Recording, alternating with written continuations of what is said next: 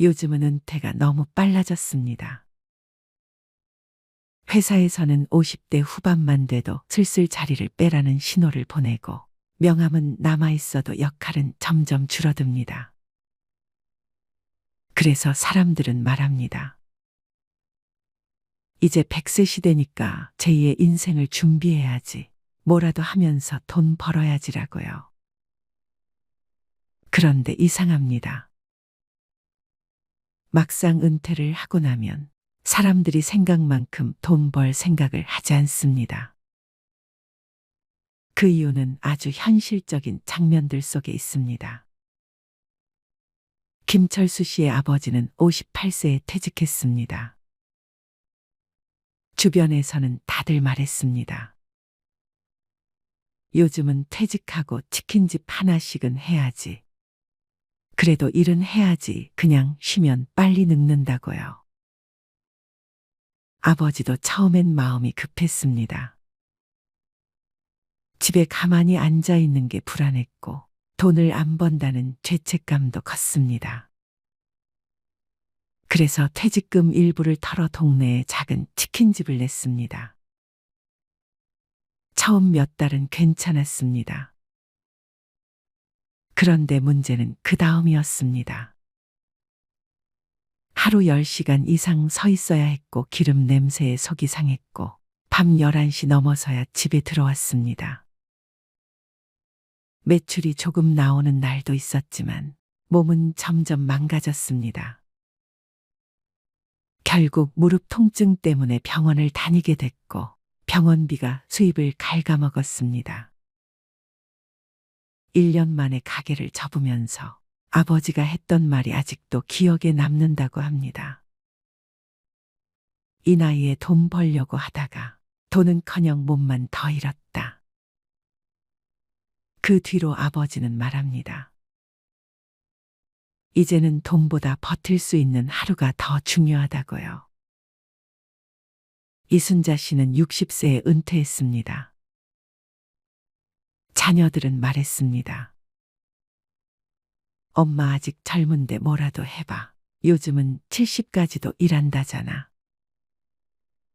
그래서 이것저것 알아봤습니다. 마트 계산대, 청소일, 콜센터, 단기 알바. 일은 있었습니다. 그런데 문제는 일의 조건이 아니라 일하는 방식이었습니다. 반말로 지시하는 관리자, 조금만 느리면 눈치 주는 분위기, 하루 종일 서 있으면서도 쉬는 시간은 눈치 봐야 하는 환경. 순자 씨는 한 달을 못 채우고 일을 그만뒀습니다. 그 후 이렇게 말했습니다. 돈이 적어서가 아니라 사람 취급을 안 받는 게 더 힘들더라. 그 이후로 순자 씨는 차라리 덜 쓰고 덜 벌겠다고 선택했습니다. 밖에서 보면 이렇게 말하기 쉽습니다. 앞으로 3, 40년은 더 살 텐데 왜 벌 생각을 안 하냐고요. 하지만 당사자들의 생각은 다릅니다. 그들은 이렇게 계산합니다. 정말 멀쩡하게 일할 수 있는 시간은 길어야 10년 남짓. 그 이후에는 돈이 아니라 건강과 돌봄의 문제가 더 커진다는 걸 이미 주변을 통해 보고 있기 때문입니다. 그래서 100세 시대는 희망이 아니라 지금 가진 삶을 더 망치고 싶지 않다는 경고로 받아들여집니다. 젊을 때의 실패는 다시 벌어서 만회할 수 있었습니다. 하지만 지금의 실패는 퇴직금, 건강, 자존감까지 함께 무너질 수 있습니다. 그래서 사람들은 차라리 시작하지 않는 게 낫다고 선택합니다.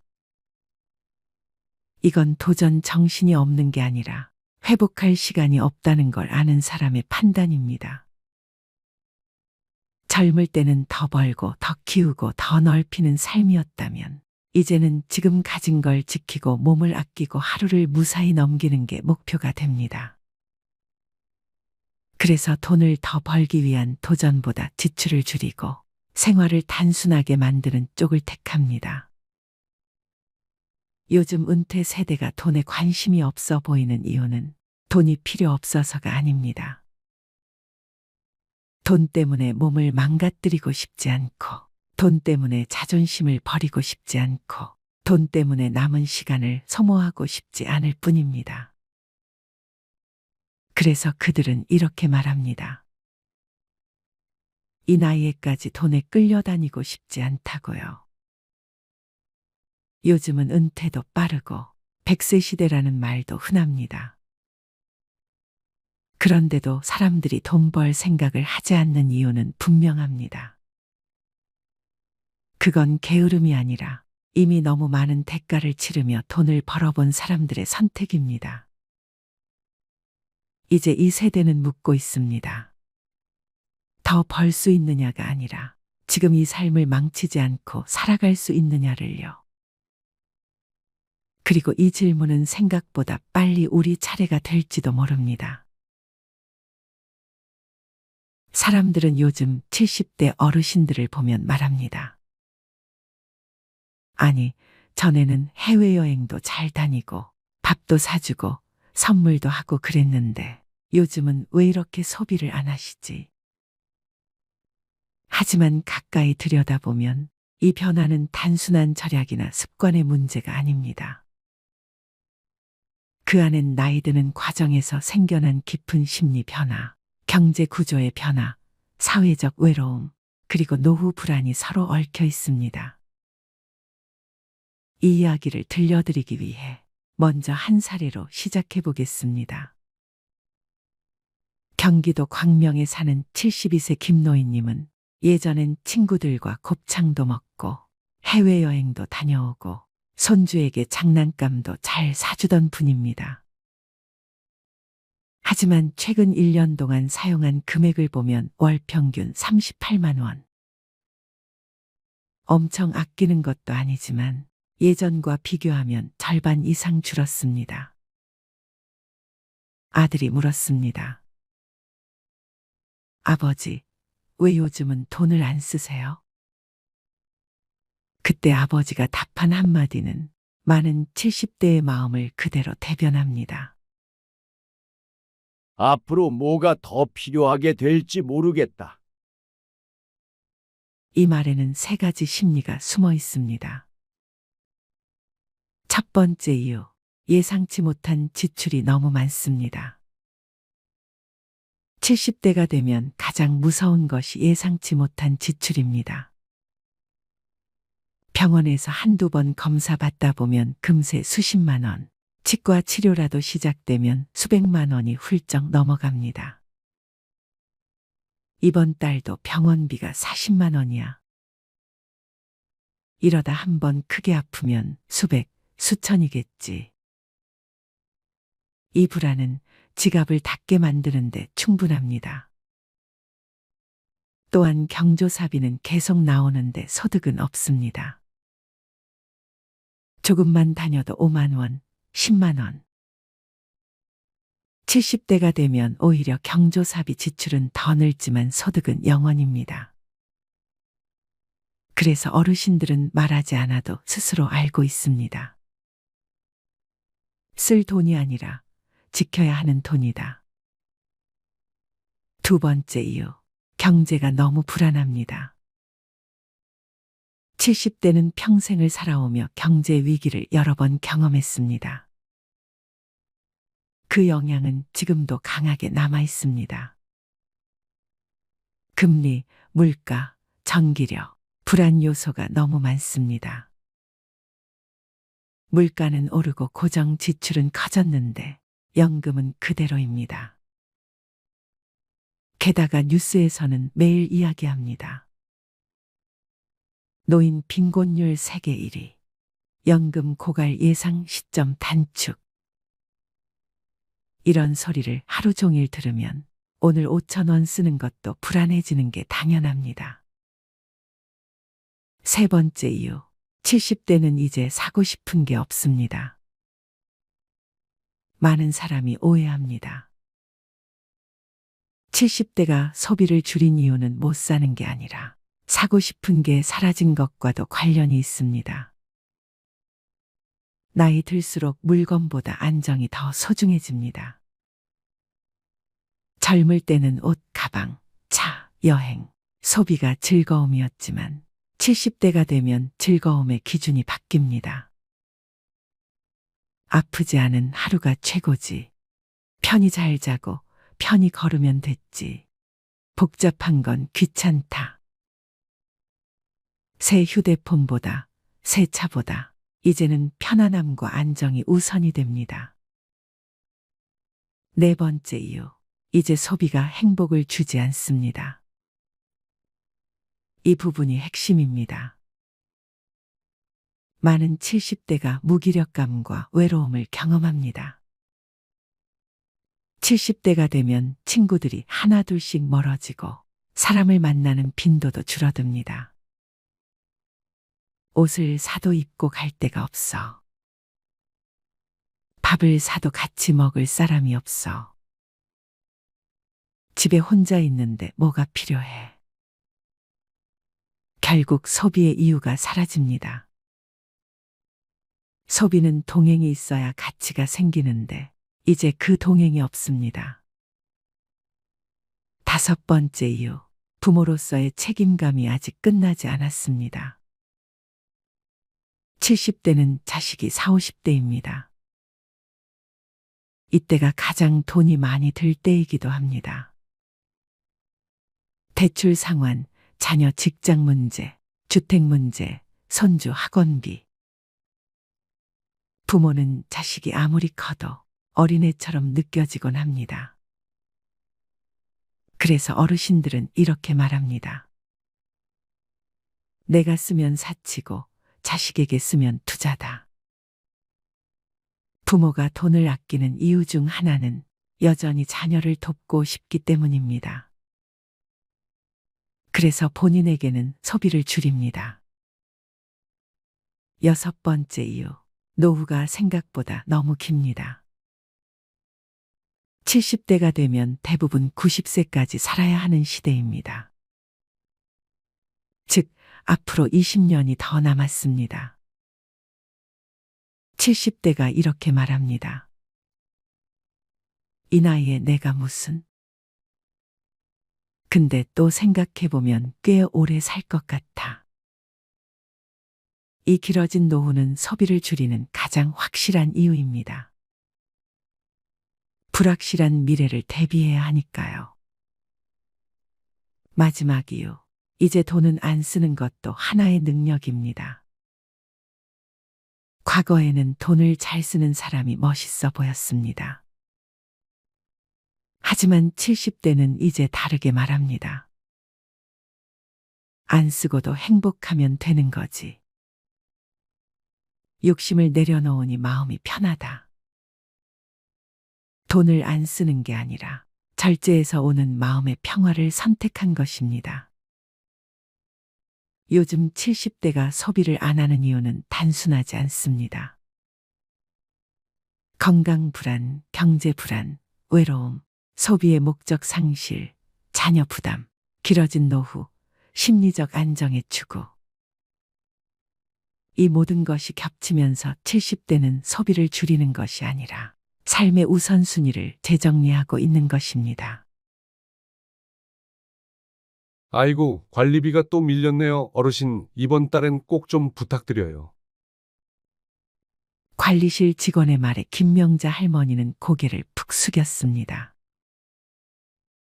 통장을 들고 은행에 갔을 때 잔액은 7,000원.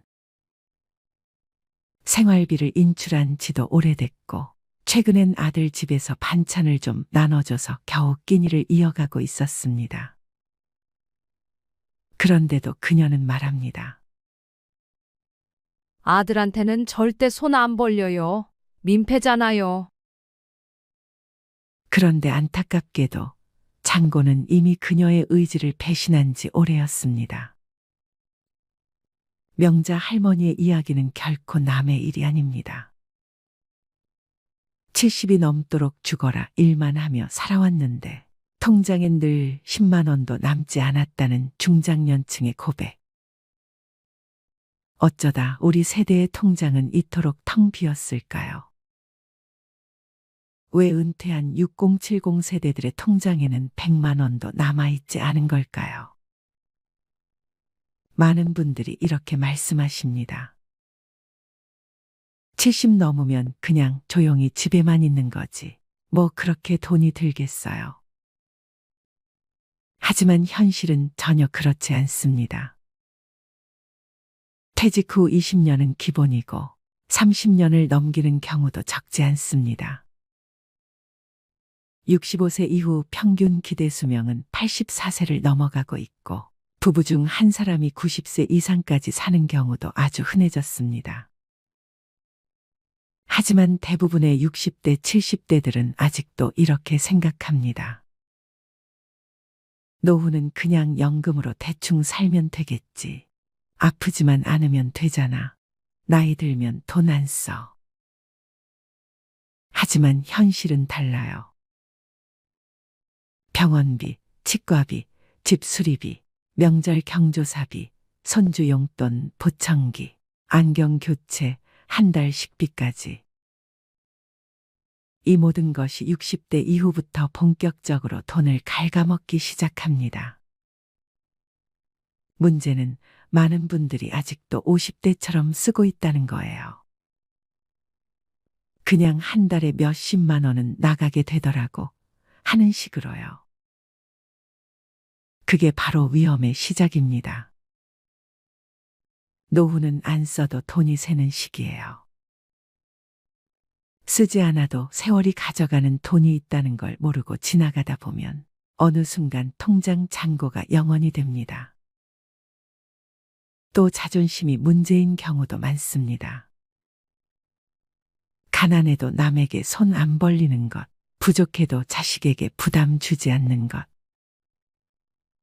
이게 미덕처럼 여겨져 왔어요. 그런데 자존심은 준비 없는 사람에겐 아무런 방패가 되어주지 않습니다. 자존심을 지키려면 돈이 필요합니다. 체면을 유지하려면 자산이 있어야 합니다. 자존심은 스스로를 지탱하는 강한 무기이지만 그 안에 든 칼날은 현실이 닿는 순간 너무 쉽게 부러지죠. 그러니 자존심이 강한 분일수록 더욱더 철저한 준비가 필요합니다. 그런데 놀랍게도 그런 분들이 나는 괜찮아 하며 대비를 등한시합니다. 결국 통장에 100만 원도 없는 채로 병원 앞에서 고개를 떨구게 되는 겁니다. 그리고 또 하나, 자식이 있으니까 괜찮다고 믿는 겁니다. 통장에 잔고가 없는 분들에게 이유를 물으면 종종 이렇게 대답하십니다. 나도 애들 키웠고 애들이 있으니까 그래도 어디 가서 굶기야 하겠어? 그런데 이 믿음은 현실을 외면한 환상입니다. 오늘날 30대, 40대 자녀들은 자신조차 감당이 어려운 세대를 살고 있어요. 물가 상승률, 집값, 교육비, 대출이자, 치솟는 보험료, 이들은 이미 삶에 쫓기고 있으며 부모까지 부양할 여력은 턱없이 부족합니다. 그럼에도 불구하고 여전히 많은 부모님들이 자식이 있으니까란 생각으로 저축을 미루고 부동산만 믿고 의료비 대비를 하지 않아요. 그리고 어느 날 자식의 차가운 한마디를 듣게 되죠. 엄마, 아빠, 저희도 솔직히 너무 힘들어요. 이때 깨닫게 됩니다. 아, 자식은 노후 대책이 아니었구나. 또, 돈이 없어서 못 모았어요. 라는 말을 참 많이 듣습니다. 물론 맞는 말이죠. 벌이가 적어서 저축 못했다는 분들 많습니다. 돈이 남아야 모으지요. 그런데 현실은 이렇습니다. 돈이 남아서 저축하는 게 아니라 저축을 하니까 남는 겁니다. 하루 1,000원, 한 달 3만 원, 이 금액을 무시해온 분들이 대부분이에요. 그깟 돈이 무슨 의미가 있겠어 하고 넘기다가 10년이 지나도 20년이 지나도 통장엔 여전히 0이 찍혀 있습니다. 반면 정말 소득이 적어도 매달 3만 원, 5만 원씩 꾸준히 모아온 분들은 그래도 급할 땐 꺼낼 게 있어서 다행이에요 라고 말하십니다. 문제는 금액이 아니라 습관입니다. 작은 돈을 소중히 여긴 사람은 언젠가 큰 돈도 제대로 다룰 수 있게 됩니다. 그리고 또 이런 말씀도 하세요. 그냥 아프지만 않으면 돼요. 하지만 노후의 가장 큰 지출은 바로 병원비입니다. 특히 치과, 안과, 정형외과는 보험이 잘 안 되거나 비용이 큽니다. 의외로 큰 돈이 드는 항목이 청력 저하, 백내장, 무릎 연골 수술, 틀니, 임플란트 그리고 각종 검진비입니다. 문제는 이런 항목은 대부분 계획되지 않은 지출이라는 겁니다. 통장에 100만 원도 없는 분들은 이런 의료비 앞에서 항상 무력해집니다. 아이고, 그거는 나중에 아프면 그때 생각해보지. 하지만 그때는 갑자기 오고 그때 돈이 없으면 삶의 질이 수직낙하합니다. 그런가 하면 삶의 낙이 없다고들 하십니다. 여가와 취미가 없다 보니 지출이 감정적으로 이루어지는 경우가 많습니다. 책을 사는 것도 걷기 좋은 운동화를 사는 것도 아깝다고 생각하면서 술자리에는 쉽게 지출하죠. 내가 이 나이에 친구라도 만나야지. 그러다 보니 남는 게 없습니다. 자기만의 여가나 취미가 없는 사람은 감정 소비를 반복하고 결국 빈 통장만 남깁니다. 또 이런 말도 있습니다. 나중에 모으려고 했지. 그런데 기억하셔야 합니다. 돈을 모으는 데에는 나중이 없습니다. 지금 시작하지 않으면 그 나중은 오지 않습니다. 통장에 100만 원도 없는 70세 어르신들이 공통적으로 하는 후회는 딱 하나입니다. 조금이라도 일찍 시작할 걸. 많은 분들이 이렇게 말씀하세요. 나 정말 검소하게 살았어요. 사치 같은 건 절대 안 했어요. 하지만 현실은 다릅니다. 작은 사치, 반복된 소비, 습관적 지출, 이 모든 것이 누적된 결과입니다. 매일 마시는 5,000원짜리 커피, 정기배송 구독 서비스, 다 못 쓰는 건강식품, 자식과의 식사 후 결제 습관. 이런 습관적 소비는 눈에 보이지 않기에 더 무섭습니다. 누구보다 검소하다고 믿었던 사람들이 가장 위험한 지출을 하고 있는 경우가 많습니다. 돈보다 사람을 믿는다고요? 멋진 말입니다. 그런데 실천이 불가능합니다. 사람도 관계도 존엄도 결국 돈 위에 세워져야 지속될 수 있기 때문입니다. 돈이 없으면 선택지가 줄어들고 자존감이 흔들리며 좋은 것을 알아도 실천하지 못하게 됩니다. 그리고 마지막으로 이런 체념이 가장 무섭습니다.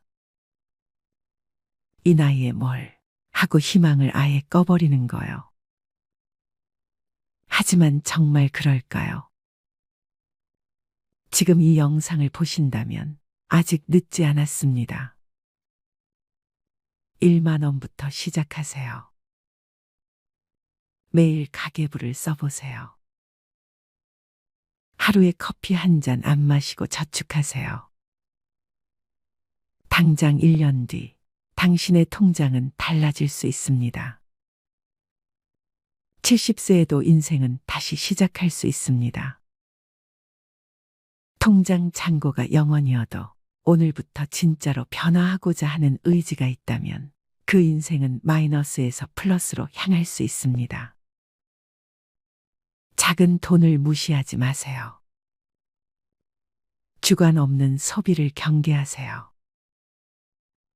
자식이 아닌 나의 힘으로 설 준비를 지금 하세요. 그리고 꼭 기억하세요. 돈이 없어서 불행한 게 아닙니다.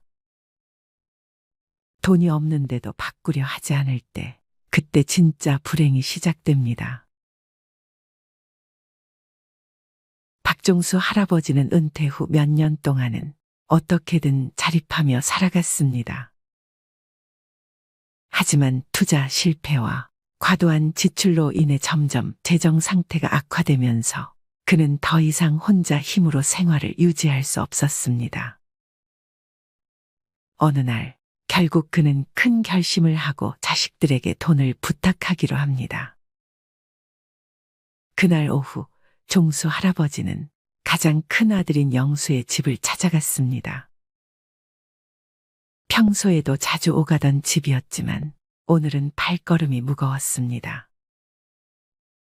초인종을 누르자 영수가 문을 열어주었습니다. 아버지, 웬일이세요? 오랜만에 오셨네요. 종수 할아버지는 어색하게 웃으며 집 안으로 들어갔습니다. 따뜻한 차를 대접받으며 그는 몇 번이나 입을 때려다가 다시 다물었습니다. 결국 마음을 굳게 먹고 조심스럽게 말을 꺼냈습니다. 영수야, 아버지가 정말 미안한데 이번 달 생활비가 부족해서 좀 도와줄 수 있겠니? 영수는 순간 당황한 듯 멈칫했습니다. 그는 이미 가정의 생계를 위해 열심히 일하고 있었고 아이들의 교육비와 각종 생활비로 부담이 컸기 때문입니다. 그러나 아버지를 외면할 수는 없었습니다. 네, 아버지, 얼마나 필요하세요? 종수 할아버지는 잠시 머뭇거리다 조심스럽게 말했습니다. 한 50만 원 정도면 될 것 같구나. 급한 건 다 해결하고 나면 갚을 수 있을 거야. 영수는 깊은 한숨을 내쉬며 알겠습니다. 아버지, 제가 이번 달은 좀 빠듯하긴 한데 어떻게든 해볼게요. 라고 대답했습니다. 그날 밤 종수 할아버지는 집으로 돌아와 마음이 착잡했습니다. 자식에게 손을 벌린다는 것이 자존심에 큰 상처를 입혔고 자신이 얼마나 비참한 처지에 놓여 있는지를 실감했습니다. 그는 눈물로 젖은 베개를 끌어안고 잠을 이루지 못했습니다. 며칠 후 딸 영희에게도 같은 부탁을 해야만 했습니다. 그는 딸의 집에 방문하여 손녀와 함께 시간을 보내다가 어렵게 입을 열었습니다. 영희야, 아빠가 정말 미안한데 생활비가 좀 부족해서 말이다. 내가 조금 도와줄 수 있을까? 영희는 놀란 표정을 감추지 못했습니다. 아빠, 무슨 일이세요? 요즘 많이 힘드신가 봐요. 그녀는 아버지의 손을 잡고 걱정스러운 눈빛으로 물었습니다. 그래, 영희야. 아빠가 좀 어려운 상황에 놓였단다. 이번 달만 좀 도와주면 안 될까? 영희는 눈물을 참으며 물론이에요, 아빠. 제가 어떻게든 마련해 볼게요. 라고 말했습니다.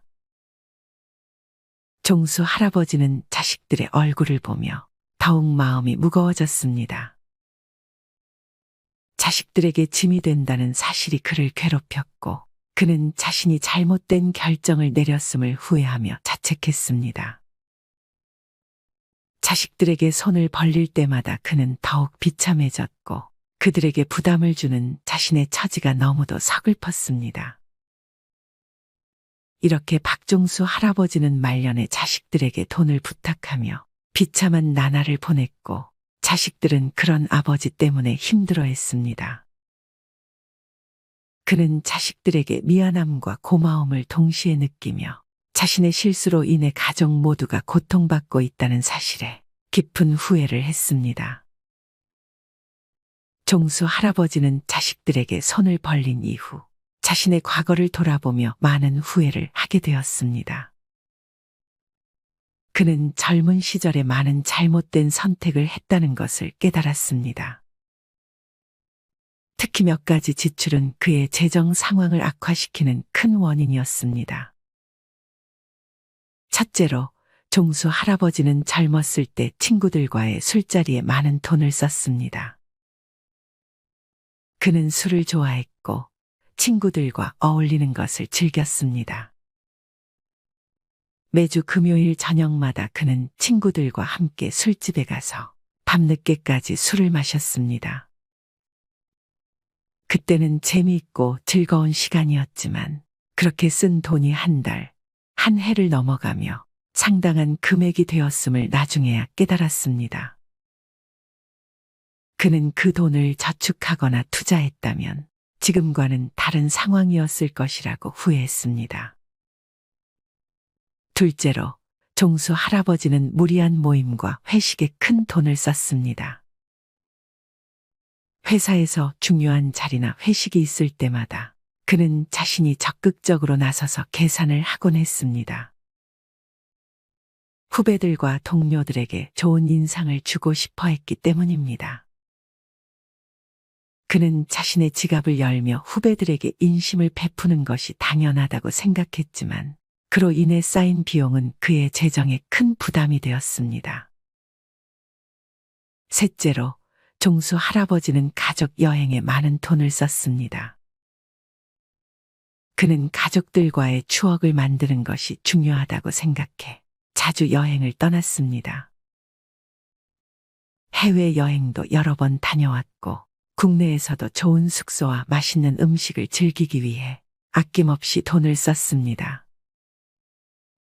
물론 가족들과의 추억은 소중하지만 그로 인해 재정적 여유가 사라진 것을 후회했습니다.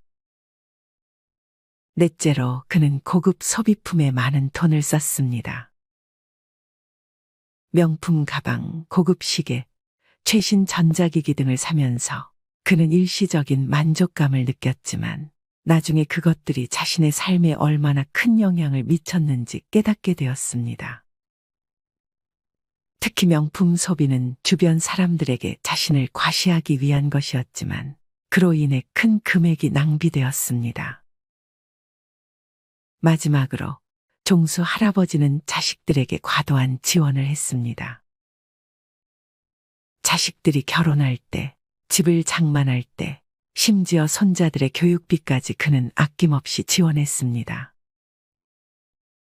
자식들을 도와주는 것이 부모의 당연한 역할이라고 생각했지만 그로 인해 자신의 노후 자금을 마련하지 못했다는 것을 후회했습니다. 이렇게 종수 할아버지는 자신의 과거를 돌아보며 많은 후회를 했습니다. 그는 자식들에게 부담을 주지 않기 위해 신중하게 재정 관리를 했어야 했다는 것을 깨달았습니다. 나이 들수록 돈은 줄고 소비는 줄여야 한다는 말, 머리로는 알면서도 정작 카드 명세서를 보면 한숨부터 나오는 분들이 많습니다. 나는 그렇게까지 안 썼는데, 별거 안 했는데 왜 이렇게 빠져나갔지? 사실 노후의 가난은 돈이 없어서가 아닙니다. 무의식 중에 반복하고 있는 소비 패턴이 당신의 노후를 잠식하고 있는 겁니다. 특히 오늘 이야기할 9가지 소비는 6070세대, 즉 소비를 줄여야 할 시기에 오히려 집착하고 있는 지출 항목들입니다. 당신의 삶에도 이 9가지가 들어와 있다면 지금부터라도 정리가 필요합니다. 첫 번째, 명절 선물, 체면이라는 이름의 낭비. 나이 들수록 체면을 지켜야 한다는 생각이 강해집니다. 명절이 되면 아무도 시키지 않아도 비싼 한우 세트, 과일 상자, 건강식품을 고릅니다. 그래도 어른인데 이 정도는 해야지. 며느리 친정에도 뭔가 보내야지. 하지만 체면은 지갑에서 나갑니다.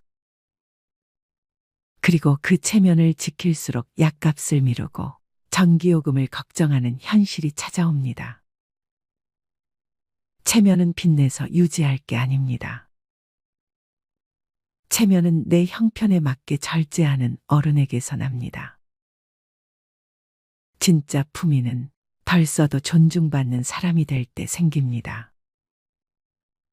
두 번째, 여행, 탈출인가, 회복인가. 이 나이에 언제 또 가보겠어. 이 말 한마디에 항공권을 결제하고 내 인생인데 한 번쯤은 하며 여행 패키지를 끊습니다. 하지만 여행은 갔다 오면 끝입니다. 추억은 남을지 몰라도 카드값은 더 오래 남습니다. 게다가 여행은 습관이 되면 중독됩니다. 또 가야겠다. 안 가면 허전해. 문제는 여행이 회복이 아닌 회피가 되는 순간부터 노후는 무너지기 시작한다는 점입니다. 지속 가능한 삶은 감정이 가라앉은 상태에서 가도 되는 타이밍에 가는 여행이어야 합니다. 세 번째, 옷. 과거의 멋이 현재의 짐이 될 때. 나도 이 정도는 입어야지. 할머니라고 아무 옷이나 입나. 나이 들어도 멋지고 싶은 마음 당연합니다.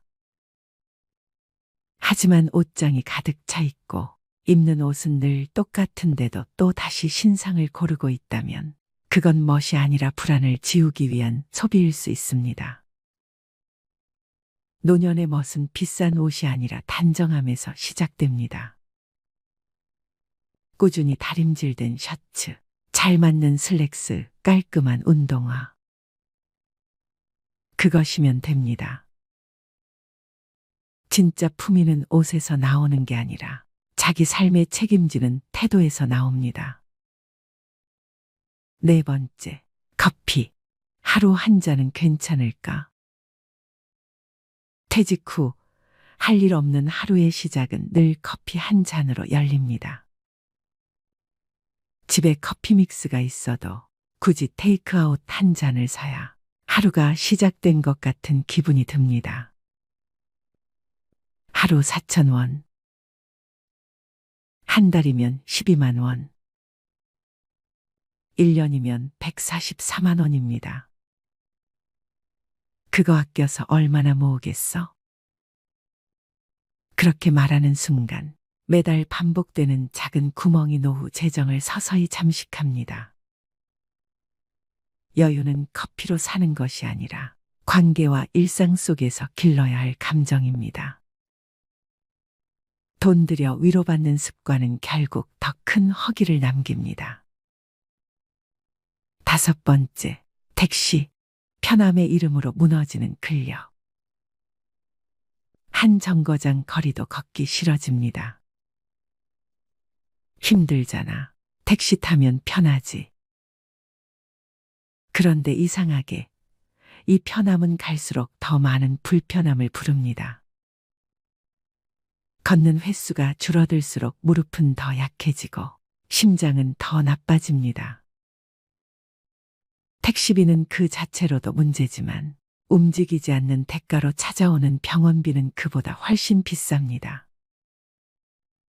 노후의 편안함은 무조건적인 편리함이 아니라 내 몸이 스스로 움직일 수 있는 자유에 있습니다.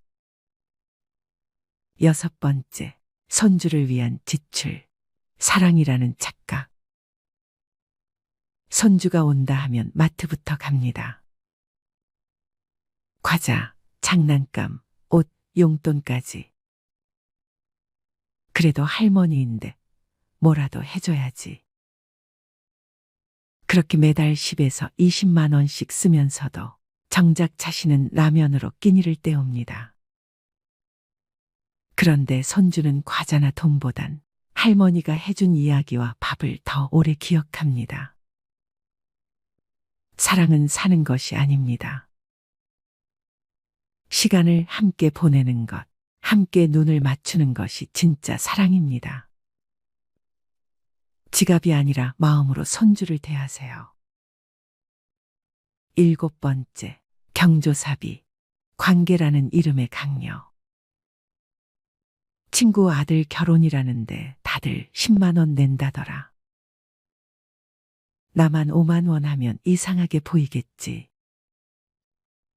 경조사비는 기준이 없습니다. 그래서 더 어렵습니다. 그러나 중요한 것은 당신의 형편과 마음입니다. 남들이 10만 원 낸다고 나도 무리해서 맞추다 보면 정작 당신 자녀의 결혼식엔 통장이 비어 있을 수 있습니다. 경조사비는 투자가 아닙니다. 돌려받지 못할 수도 있습니다. 그래서 더욱 신중하고 절제 있게 써야 할 지출입니다. 8번째, 건강식품. 건강은 사는 게 아니다. 이거 먹으면 혈압 내려간대요. 간에 좋다니까 한번 먹어보려고요. TV, 유튜브, 카톡, 곳곳에서 들려오는 기적의 약들. 하지만 정작 병원에서는 별 효과 없습니다 라는 말만 돌아옵니다. 건강은 한 알로 회복되는 것이 아니라 식사, 수면, 운동, 스트레스 관리라는 기본에서 회복됩니다. 믿음으로 삼킨 알약이 당신의 노후를 지켜주지 않습니다. 건강은 소비가 아니라 생활입니다. 9번째, 자동차. 탈 수 있는가, 감당할 수 있는가. 차가 있어야 어딜 가든 편하지. 이 나이에 버스 타기엔 좀. 차는 편리하지만 주유비, 보험료, 정기검사, 수리비, 주차비, 감가까지 계속해서 돈을 잡아먹습니다. 특히 쓰지 않으면서도 가지고만 있는 차는 가장 비싼 소비입니다. 탈 일이 없다면 차를 유지하지 않는 것도 선택입니다. 진짜 자유는 가지지 않아도 불안하지 않은 상태에서 생깁니다. 사람은 더 가지는 싸움에서 행복해지는 것이 아니라 덜 가지는데도 괜찮아지는 싸움에서 자유로워집니다. 누군가는 말합니다. 나이 들면 소박하게 살아야 한다. 하지만 진짜 소박함은 절제가 생활이 된 사람에게서 나옵니다. 아리스토텔레스는 이렇게 말했습니다. 훌륭한 삶이란 많은 것을 소유한 사람이 아니라 적게 필요로 하는 사람에게 주어진다. 당신의 소비 습관은 지금 당신이 어떤 사람인지 말해주는 거울입니다. 그 거울을 마주하고 불필요한 것들을 하나씩 덜어낼 때 비로소 당신의 삶은 가난에서 벗어나기 시작합니다. 더 벌 수 없다면 덜 쓰는 것이 지혜입니다. 덜 쓰는 삶이 결국 더 오래, 더 평온하게 당신을 지켜줄 것입니다.